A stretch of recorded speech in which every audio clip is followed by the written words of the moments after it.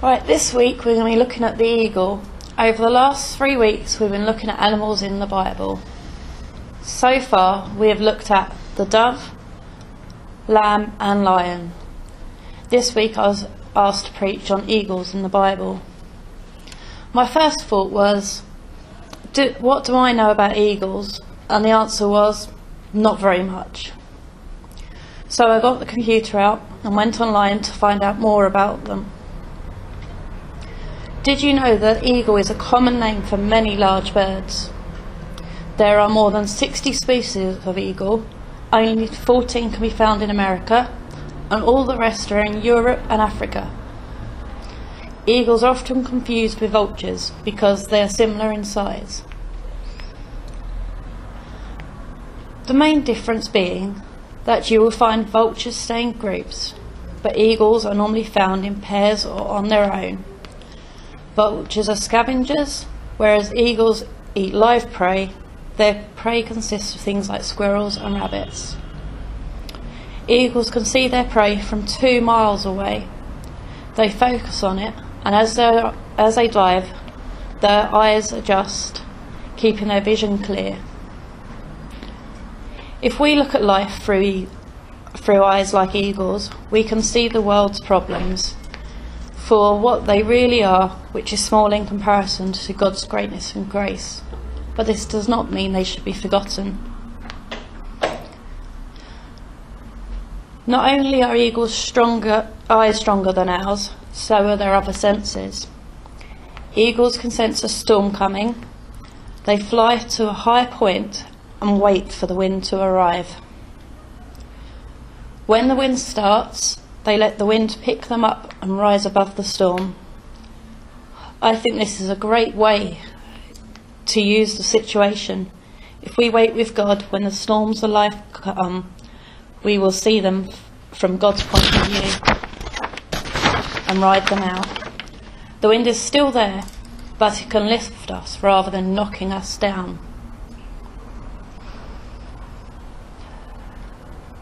The storms in our lives teach us new lessons to help us in life. I believe this as Corinthians 2, chapter 4, verse 16 reads, "Even though on the outside it often looks like things are falling apart on us, on the inside, where God is making new life, not a day goes by without his unfolding grace."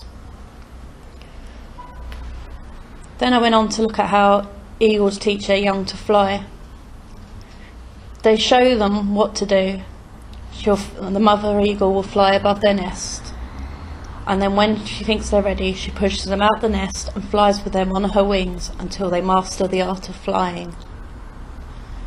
And we do the same to teach our children the skills they need to be successful in life. God shows the same love, tenderness and patience with us. An example of this in the Bible is Exodus chapter 19 verse 4. "You yourself have seen what I did in Egypt and how I carried you on eagle's wings." This is talking about how God freed them from slavery and then leading them into a desert with a pillar of cloud. Then God gave them manna and water so they wouldn't go hungry. He taught them how to be God's people. He did this as though they were children, until they were ready to be responsible for themselves and their new lands. Like an eagle, God first carried them, did everything for them, so they would learn how to follow God themselves. The one thing I like about this is it's the mother eagle who the God is compared to. It is only one of a few precious images of God which is feminine. It is not often that we get to hear about God's mother-like qualities in the Bible.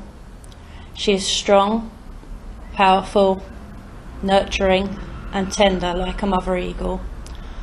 I believe it's good to have such images to balance out the picture that we have of God.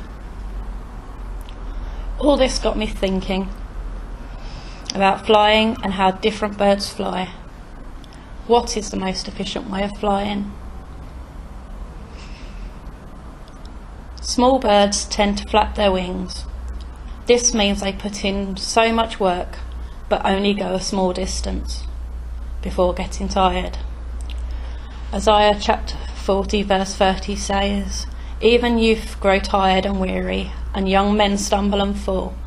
So if we go it alone and stress and worry about life, we'll become tired and exhausted very quickly.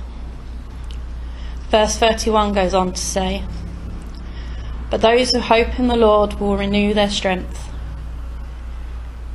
Eagles' wings are large and powerful. Eagles don't flap their wings, they glide. They use their wings to catch vertical air columns called thermals, which shoot straight up from the earth in places. They trust the strength of these thermals and glide from one to another. We should trust in God and hand over our worries. When we stop flapping and using all our energy and begin to soar like an eagle with renewed physical and spiritual strength." So, to sum things up, try to look at the world from God's perspective. Maybe the things that are worrying you aren't so big. If you learn to trust in God, you can rise above the storm instead of being knocked down by life's struggles. If you trust in God, you should go from strength to strength in life. Amen.